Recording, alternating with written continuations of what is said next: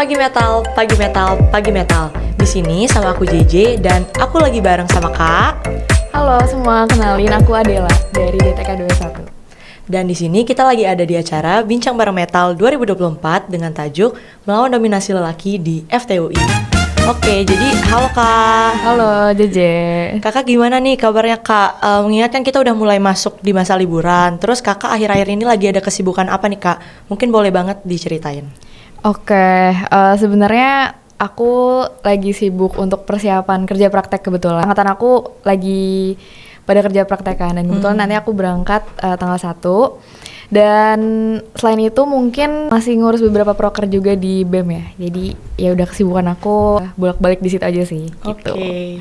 Tapi semoga semua kesibukannya dilancarin ya Kak. Dan gak ada hambatan buat kehidupannya. Amin, amin. Oke, anyways, jadi buat kali ini, mungkin buat hari ini kita bakal ngebahas tentang isu perempuan nih Kak. Oke. Dimana kalau menurut aku sendiri isu perempuan tuh salah satu isu yang emang hangat banget untuk kita perbincangkan. Apalagi kan di lingkup FTUI ya. Setuju. Kan kebetulan sekarang aku juga lagi bareng kakak nih yang notabene seorang perempuan, dimana kakak juga lagi jadi wakil ketua BEM dan juga dulunya sebagai ketua lembaga. Nah, kalau dari kakak sendiri pasti kakak udah gak asing sama salah satu narasi yang dimana nyebutin kalau fakultas teknik itu merupakan fakultas yang dominan sama laki-laki. Nah, tapi kalau dari kakak sendiri menurut pendapat kakak, gimana sih kak tentang seorang perempuan yang berkuliah di fakultas teknik? Oke, mungkin aku mau nanggapin terkait fakultas teknik yang dominasinya laki-laki gitu ya. Sebenarnya itu kayaknya nggak cuma didengar aja, tapi sebenarnya kita bisa lihat kan, kayak dalam keseharian kita itu memang mayoritas dikelilingi sama teman-teman yang laki-laki kan. Dan bahkan dari teman-teman di luar fakultas teknik pun selalu mengasosiasikan ya udah FT itu emang mayoritas laki-laki gitu. Jadi memang itu kayaknya bukan sesuatu yang asing lagi ya buat kita untuk hal itu. Cuma kalau misalkan terkait gimana pendapat aku terkait teman-teman perempuan yang memang berkuliah di fakultas teknik, kalau menurutku sendiri mungkin itu jadi sebuah privilege juga ya, karena sebenarnya dari segi akses pendidikan di fakultas teknik itu nggak ada perbedaan antara laki-laki sama perempuan gitu. Aku merasa baik kita sebagai perempuan maupun teman-teman yang laki-laki untuk kuliah di FT itu sebenarnya bisa dapetin akses yang sama gitu. Cuma mungkin lain cerita gitu kalau misalkan kita beralih atau beranjak ke dunia pasca kampusnya atau dunia karir gitu. Karena setahu aku nggak banyak teman-teman perempuan yang memang melanjutkan karirnya sebagai engineer gitu, karena memang dari perkuliahan itu memang mayoritas laki-laki dan ya di dunia karirnya juga lingkungannya sama gitu, tetap mayoritas didominasi sama laki-laki. Makanya ada perbedaan lah antara akses pendidikan yang bisa kita dapetin sebagai calon engineer gitu ya di fakultas teknik sama nanti di dunia karir gitu. Nah, tapi kalau disebut di dunia kampus kita masih marak sama dominasi laki-laki, itu kakak setuju nggak sih kak? Nah, terus gimana pendapat kakak sama beberapa posisi strategis atau mungkin beberapa posisi berpengaruh yang masih dikuasai atau kebanyakan posisinya tuh diisi sama para laki-laki? Oke. Sebenarnya ini mungkin kita lingkupnya dunia kemahasiswaan ya, lembaga ya. Karena FT ini warganya banyak ya, mahasiswanya banyak dan lembaganya juga banyak. Jadi sebenarnya kita bisa ngelihat beberapa perbedaan dinamika ya di tiap lembaganya gitu. Cuma kalau misalkan tadi JJ bilang didominasi laki-laki di posisi strategis, aku setuju sih, karena bisa dibilang untuk posisi-posisi strategis atau pengambil keputusan yang memang tinggi itu biasanya diisi sama teman-teman yang laki-laki ya. Jarang diisi sama teman-teman yang perempuan gitu. Mungkin nggak cuma tahun ini aja, tapi dari tahun-tahun sebelumnya itu memang kondisinya seperti itu gitu. Jadi terkadang untuk teman-teman perempuan itu nggak kalah banyak yang organisasi atau yang berada di dunia kemahasiswaan. Cuma memang posisinya banyak diisi di posisi-posisi yang subordinat gitu. Jadi memang masih jarang banget sih menurut aku ya untuk kita bisa ketemu sama teman-teman perempuan yang lain yang mengisi posisi strategis gitu di lembaga di FT gitu. Tapi benar sih kak, jujur dari aku sendiri yang terhitung masih baru di FT juga kayak jarang gitu ngelihat posisi yang diisi sama kaum perempuan. Mungkin betul. Tapi kayak nggak jarang banget. Ya. Iya benar. Benar sih, memang jarang. Nah tapi mungkin aku mau bawa ke ranah yang sedikit lebih spesifik ya kak, dimana sifatnya itu lebih perseorangan. Kalau dari kakak sendiri, kakak pernah nggak sih kak kayak ngerasain ketidakadilan berdasarkan gender dimana di lingkupan kampus? Nah mungkin dari pengalaman kakak sendiri atau berdasarkan pengalaman teman-teman sekitar kakak, boleh banget kakak buat diceritain. Oke, sebenarnya kalau terkait ketidakadilan berbasis gender ya di FTUI, Aku bisa bilang kalau FTWI ini udah sebagai lingkungan yang suportif tuh menurut aku udah lumayan suportif ya, terkait kita sebagai kaum perempuan sebagai bagian di dalamnya. Cuma kadang yang bikin jadi hambatan itu malah konstruksi sosial di luar FT gitu, atau konstruksi sosial yang memang udah terbangun di masyarakat.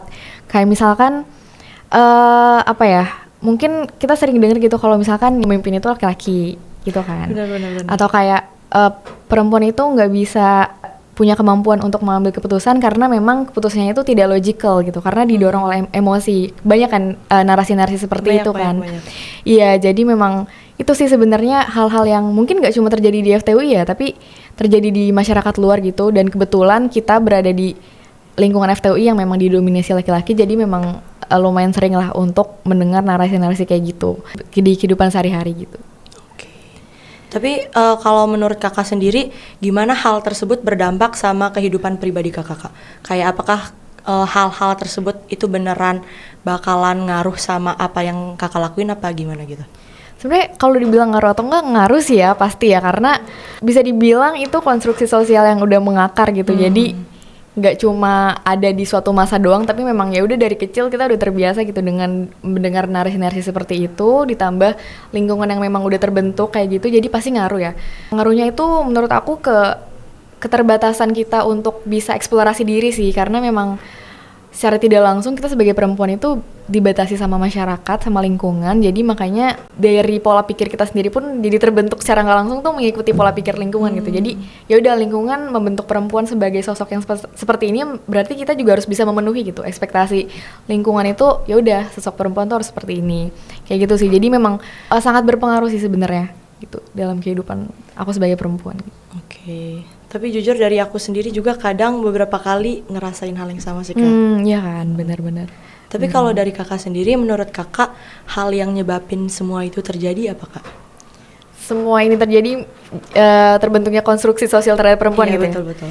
Sebenarnya ini udah mengakar banget ya guys, karena memang ya udah dari zaman RA Kartini dan sebelum-sebelumnya pun memang udah jadi identitas seorang perempuan yang dibentuk sama masyarakat gitu. Dan karena ini memang sudah mengakar, jadi nggak mudah untuk bisa break the barrier gitu atau break the stigma.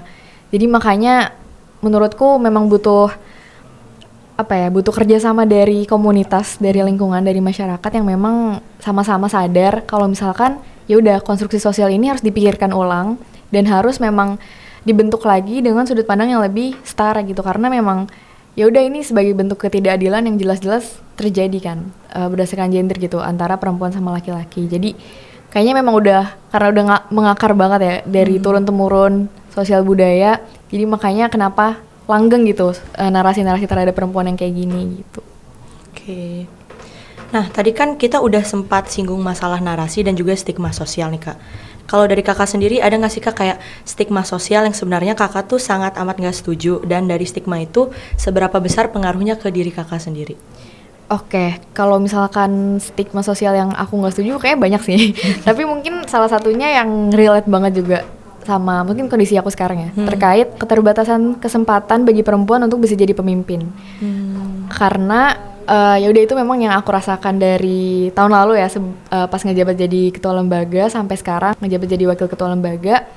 Narasi-narasi tersebut itu nggak jarang kedengeran ke telinga aku sendiri, bahkan terkadang narasi tersebut tuh bisa muncul dari diri aku sendiri gitu, karena memang udah terbiasa denger dari luar, jadi lama-kelamaan kebentuk di internal diri sampai akhirnya jadi ngeraguin kemampuan diri sendiri gitu. Tapi ya udah, karena aku nggak setuju dan pengen membuktikan ke diri aku sendiri juga dan ke teman-teman yang lain kalau misalkan ya udah, narasi itu sebenarnya nggak benar. Jadi makanya aku coba untuk ngambil step forward untuk ya udah break the stigma, untuk melawan stigma tersebut. Dan terbukti juga kan sebenarnya untuk bisa menjadi seorang pemimpin atau bukan pemimpin itu nggak bisa nggak bisa dibatasi dari gender sih, karena kan sebenarnya kualifikasi seorang pemimpin itu banyak banget kan. Nggak cuma ya udah kalau lu laki-laki lu udah pasti jadi pemimpin, tuh nggak juga gitu. Jadi memang aku mencoba untuk bisa ngajak teman-teman untuk melihat ya udah, sebenarnya kualifikasi apa aja sih yang dibutuhkan sama seorang pemimpin, kayak apa aja standar-standar yang memang harus dipenuhi sama seorang individu gitu, di luar dari gendernya. Karena kan sebenarnya irrelevant juga kan, kayak kalau misalkan kita pikir yang jadi pemimpin tuh cuma cowok doang. Jadi kalau misalkan ada perempuan yang mau mengajukan dirinya atau mau mencoba untuk mengisi posisi strategis sebagai pemimpin, itu udah nggak boleh gitu, karena memang ya udah lu udah nggak lolos kualifikasi pertama gitu sebagai laki-laki. Jadi itu sih sebenarnya salah satu narasi yang pengen aku coba lawan dan hilangkan kali ya, khususnya di lingkungan terdekat aku gitu. Tapi berdasarkan obrolan kita sama ini Kak, kalau dari Kakak sendiri, menurut pendapat pribadi Kakak, apa sih Kak yang mungkin dimaksud dengan kesetaraan gender itu?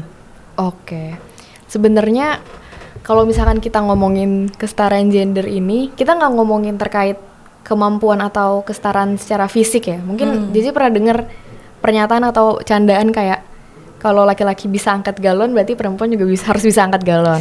Pernah. Iya kan? Pernah. Atau mungkin kayak narasi-narasi katanya kesetaraan gender berarti nggak boleh minta duduk dong di transportasi umum gitu sama penumpang laki-laki. Jadi kayak ya udah, memang narasi-narasi tersebut tuh sering muncul gitu. Tapi sebenarnya itu kan apa ya, perbandingan secara fisik ya, physically kan.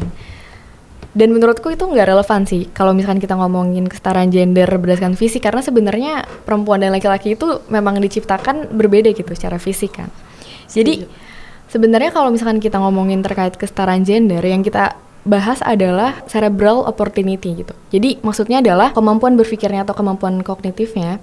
Setiap individu itu punya hak yang sama untuk mengakses opportunity atau resource gitu. Jadi nggak berdasarkan sama gender ataupun nggak berdasarkan sama kognitif, kita punya kesempatan yang sama dan juga perlu diperlakukan dengan respect yang setara gitu. Jadi memang ketika kita ngomongin terkait kesetaraan gender, ya itu tadi sih sebenarnya, kayak kalau misalkan masih ada teman-teman yang mengaitkan kesetaraan gender ini sama kemampuan atau kualifikasi perempuan dan laki-laki secara fisik, menurut aku kita sebenarnya nggak ngomongin itu gitu.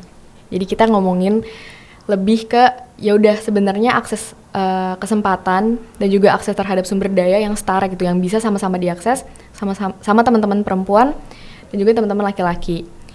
Dan menurutku juga ada perbedaan yang lumayan besar antara gender equality sama gender equity. Mungkin Jaja pernah dengar ya.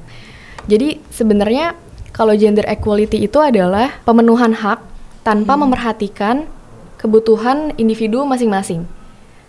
Sedangkan kalau misalkan gender equity itu pemenuhan hak yang sama, tapi tetap memperhatikan kebutuhan yang unik gitu dari tiap individu. Contohnya kayak gini, misalkan perempuan dan laki-laki. Perempuan itu perlu cuti hamil misalkan, atau cuti menstruasi, sedangkan laki-laki itu nggak perlu untuk cuti tersebut kan. Nah, dengan adanya gender equality, laki-laki dan perempuan itu dikasih cutinya sama-sama 10 hari gitu, padahal kan kebutuhannya beda kan. Tapi sedangkan kalau misalkan kita menerapkan gender equity itu, berarti perempuan juga harus diperhitungkan kebutuhannya terhadap cuti hamilnya atau cuti menstruasinya. Jadi memang harus bisa memperhatikan kebutuhan-kebutuhan unik tiap individu untuk bisa mencapai kesetaraan atau kesempatan yang sama. Gitu sih menurut aku. Benar. Berarti kakak ngelihat itu lebih ke dua ranah yang berbeda ya? Kalau misalnya kesetaraan gender dinilai dari fisik. Iya, betul. Oke. Nah, tapi kan buat sekarang itu kakak posisinya lagi ngejabat jadi wakil ketua BEM nih kak. Nah, mungkin dulunya juga kakak sempat menjabat sebagai ketua lembaga. Saat kakak memilih untuk ngambil posisi strategis tersebut di lingkup keorganisasian FTUI, itu apakah kakak sempat ada pertimbangan terkait gender yang mungkin bakal mempengaruhi buat posisi kakak ke depannya? Kalaupun ada, mungkin kayak keputusan apa yang akhirnya ngebuat kakak fix buat ngambil posisi yang sekarang? Misal kayak kakak sebelumnya sempat ada terbersit pikiran, aduh kalau gue jadi wakabem kan gue seorang cewek, ntar pasti kedepannya bakal kayak gini. Itu gimana kak? Mungkin boleh diceritain. Oke, sebenarnya kalau pikiran-pikiran yang mempengaruhi keputusan untuk ngambil posisi strategis itu pasti ada ya. Karena pertama, aku nggak punya benchmark gitu tahun-tahun sebelumnya. Kalau misalkan seorang perempuan ngambil posisi strategis di lembaga itu kayak gimana, mungkin ada ya, cuma emang nggak banyak kan. Jadi memang aku sebenarnya nggak ada bayangan apakah bisa atau enggaknya gitu. Itu pertama. Terus kedua, pasti selalu ada keraguan-keraguan yang muncul, baik itu dari komunitas kita sendiri maupun dari diri kita sendiri gitu. Ada keraguan sesimpel itu tadi yang Jaji bilang, bisa nggak ya nanti ngurus ini atau jadi ketua, atau mungkin ya udah ngurus teman-teman teknik lainnya kayak gitu, itu pasti ada sih, karena memang ya udah itu udah terbentuk juga kan, sebuah konstruksi yang sudah terbentuk. Dan gak jarang juga orang-orang yang mempertanyakan kayak, Del, lu kan cewek, kenapa mau jadi ketua, atau kayak kenapa mau jadi wakil ketua, kayak gitu tuh banyak juga pertanyaan-pertanyaan kayak gitu yang secara nggak langsung ngebentuk keraguan buat diri aku sendiri gitu kan. Tapi yang bikin aku untuk akhirnya memutuskan ya udah tetap ngambil keputusan atau ngambil posisi untuk di posisi strategis itu, karena yang pertama sebenarnya lingkungan terdekat aku itu berperan penting sih, karena sangat amat suportif gitu terhadap apa yang mau aku kejar atau apa yang mau aku capai. Aku sama sekali nggak pernah mendapat keraguan dari lingkungan terdekat aku, mungkin dari keluarga atau dari teman-teman dekat, itu sama sekali mereka nggak pernah ngeraguin apa yang mau aku kejar. Terus yang kedua, karena aku merasa sepertinya sekarang udah saatnya ada keterwakilan perempuan di posisi strategis di FT gitu. Kayak ya udah mau sampai kapan mahasiswa-mahasiswa FT yang perempuan ini kan sebenarnya udah lumayan banyak juga ya. Kayak teman-teman perempuan ini banyak di FT tapi belum ada keterwakilannya gitu sebagai posisi-posisi yang strategis atau mungkin kayak ketua lembaga atau wakil ketua lembaga gitu. Jadi aku ngerasa ya udah kayaknya memang sudah saatnya untuk aku bisa ngasih pembuktian juga gitu ya, bisa dibilang pembuktian baik ke diri aku sendiri maupun ke teman-teman perempuan yang lainnya kalau misalkan sebenarnya bisa-bisa aja gitu loh. Jadi kayak itu sih sebenarnya yang ngedorong aku untuk akhirnya ngambil posisi strategis gitu. Tapi ketika kakak udah ngambil posisi itu, kakak sempat ada kayak momen atau titik di mana kakak ngerasa aduh kayaknya gue salah pilihan atau kayak jalan gitu kakak? Oke. Kalau struggle sih pasti ada ya, karena ya balik lagi kita ranahnya itu memang lingkungan yang didominasi sama laki-laki kan. Terus juga pasti ada beberapa constraint dari keluarga juga, kayak misalkan kan kalau di FT itu kita kebanyakan kalau berorganisasi tuh malam kan. Kayak ya udah siang sampai sore itu kuliah dan organisasinya itu baru malam dan kadang bisa sampai pagi bahkan. Jadi memang itu salah satu constraint yang aku alami juga sih, kayak kita kan sering dengar atau sering ditanamkan kalau ya udah perempuan nggak boleh pulang malam, atau kayak banyak potensi bahaya yang bisa dialami sama perempuan gitu kalau misalkan pulang malam. Jadi itu sih sebenarnya struggle yang mungkin dialami selama udah ngejabat ya sebagai ketua maupun ya jadi wakil ketua gitu. Nah, tapi kalau menurut aku sendiri, hal yang udah kakak lakuin tuh termasuk ke dalam emansipasi wanita. Sesederhana itu ada kan cangkupannya di lingkup kampus ya kak. Nah, tapi kalau dari kakak sendiri, menurut pendapat pribadi kakak nih, apa sih kak yang dimaksud dengan emansipasi wanita itu? Oke, sebenarnya menurutku sendiri emansipasi wanita ini bisa dibilang sebagai social movement ya, gerakan sosial gitu, yang strategis dan fungsinya itu bukan untuk menyelamatkan perempuan, tapi menurutku emansipasi wanita ini ada untuk bisa membuat perempuan itu berdaya. Atau kalau teman-teman atau jadi sering dengar kayak woman empowerment gitu, itu kan sering kedengeran kan. Nah, itu sebenarnya emansipasi wanita kan. Iya kayak gitu. Dan sebenarnya tokoh dari emansipasi wanita itu kan Era Kartini kan. Kalau dari pengetahuanku sebenarnya kenapa pada masa itu muncul emansipasi wanita, karena itu sebagai bentuk reaksi dari ketidakadilan atau kesenjangan yang terjadi pada saat itu antara laki-laki dengan perempuan, baik itu dari pemenuhan hak maupun kewajibannya. Dan sebenarnya emansipasi wanita ini ada sebagai tuntutan juga untuk ya udah supaya masyarakat nih break the konstruksi sosialnya, ya udah kita mulai dari awal lagi gitu, pemikiran terhadap perempuannya kita rombak lagi dan kita bangun lagi dengan sudut pandang yang lebih modern mungkin atau lebih setara gitu. Jadi memang itu sih sebenarnya emansipasi wanita ya, memang untuk memperjuangkan para perempuan itu tadi untuk bisa berdaya di kakinya sendiri gitu sebenarnya. Tapi kalau dikerucutin ke ranah kampus, kalau menurut kakak iklim emansipasi wanita yang ada di lingkungan FTUI sendiri itu gimana kak? Sebenarnya menurutku belum ideal, tapi udah ada perkembangan pastinya karena bisa kita lihat sendiri juga sebenarnya keterwakilan perempuan di dunia kemahasiswaan ini udah mulai muncul gitu, baik dari tahun lalu maupun tahun ini. Dan harapannya sebenarnya ini bisa dijadiin langkah awal yang baik sih untuk teman-teman mahasiswa yang lain. Karena aku juga ngerasa sebenarnya mahasiswa FTUI ini udah lumayan aware terkait kesetaraan gender gitu, antara laki-laki dan perempuan. kayak gitu. Dan mereka juga sudah melihat banyak loh teman-teman perempuan yang punya kapabilitas yang sama, bahkan melebihi teman-teman laki-laki yang lainnya untuk mengisi posisi strategis. Jadi harapannya ya udah kita bisa sama-sama bergerak sebagai sebuah komunitas juga ya, komunitas mahasiswa di FTUI untuk ya udah melanggengkan iklim emansipasi wanita di FTUI gitu. Oke. Oke, jadi Kak, mungkin di sini aku juga punya beberapa pertanyaan dari teman-teman DTMM. Mungkin bisa banget buat Kakak bantu jawab berdasarkan pengalaman pribadi ataupun berdasarkan pendapat pribadi Kakak. Oke. Buat pertanyaan yang pertama itu dari Galva DTMM 23. Pertanyaannya tuh menurut Kakak perlu nggak sih Kak kayak pewadahan women empowerment di lingkungan FT, dan kalau ada Kakak expect-nya tuh yang seperti apa bentuk pewadahannya? Oke, sebelumnya Galva, thank you pertanyaannya. Menurutku perlu nggak sih pewadahan terhadap pemberdayaan perempuan di FT? Menurut aku itu perlu, karena selama masih ada kesenjangan antara laki-laki dan perempuan, wadah untuk women empowerment ini pasti akan selalu diperlukan gitu. Tapi kalau misalkan ditanya ekspektasinya yang seperti apa, sebenarnya nggak muluk-muluk. Yang pertama mungkin sesederhana membangun awareness sehari-hari gitu terhadap pemberdayaan perempuan atau kesetaraan gender. Karena kan sebenarnya raising awareness yang paling efektif tuh menurut aku ya memang dari obrolan sehari-hari gitu yang dibangun menjadi sebuah kebiasaan. Terus kemudian yang kedua bisa juga dengan meningkatkan keterwakilan perempuan di posisi strategis atau di posisi berpengaruh di FTUI. Jadi aku mungkin mau encourage teman-teman perempuan yang lain juga coba untuk explore diri lebih jauh lagi, karena memang itu akan sangat membantu teman-teman perempuan yang lainnya.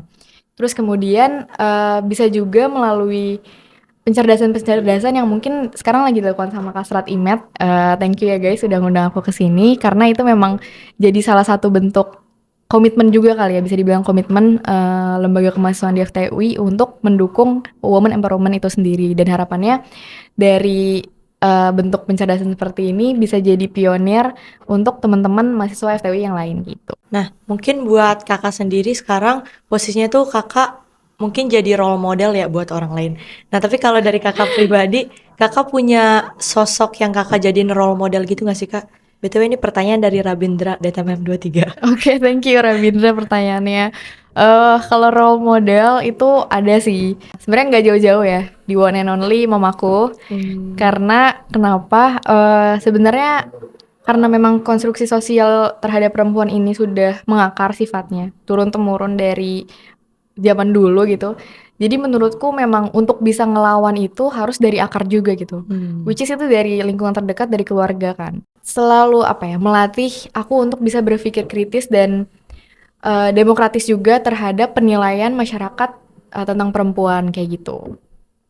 Jadi I love mama. Tapi bener sih kayak punya khususnya ya punya orang tua yang suportif tuh merupakan salah satu bentuk privilege. Betul banget.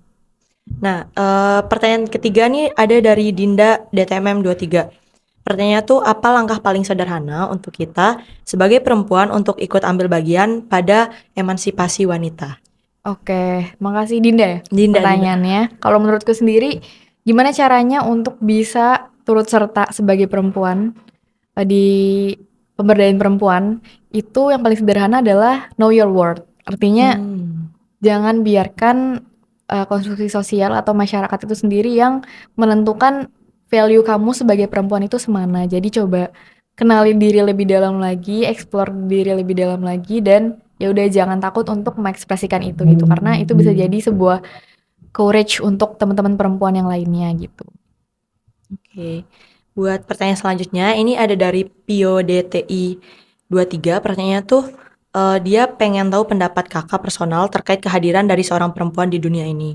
Dimana buat sekarang-sekarang ini kan ada istilah yang namanya kesetaraan gender. Nah, dimana di kesetaraan gender itu sendiri terdapat hak-hak khusus dari seorang perempuan yang ditingkatkan. Nah, kemudian dengan latar belakang dari banyaknya perempuan yang haknya terenggut oleh kaum laki-laki, kalau menurut Kakak, apakah menjadi seorang perempuan itu merupakan suatu hal yang disadvantage atau tidak, beserta alasannya nih Kak? Oke, siapa Pio ya? Pio. Oke, makasih Pio pertanyaannya. Sebenarnya menurutku untuk kesetaraan gender, khususnya pemenuhan hak-hak khusus perempuan, itu bisa jadi advantage atau malah jadi disadvantage. Advantage-nya adalah dengan adanya kesetaraan gender, itu berarti hak-hak perempuan yang tadinya dikesampingkan atau bahkan nggak diperhatikan itu bisa terpenuhi gitu pelan-pelan.